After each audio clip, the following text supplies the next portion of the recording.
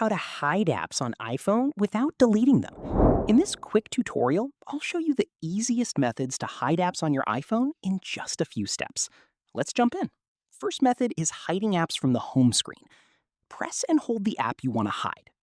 Tap Remove App, then select Remove from Home Screen.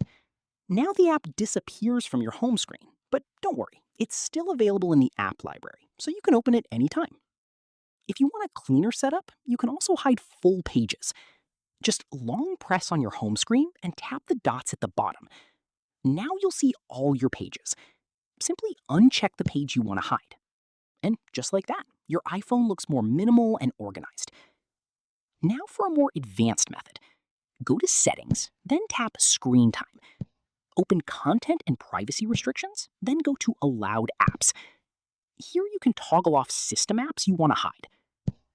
Hide apps by age restriction. Another trick is using app restrictions. In Screen Time, tap Content Restrictions, then select Apps.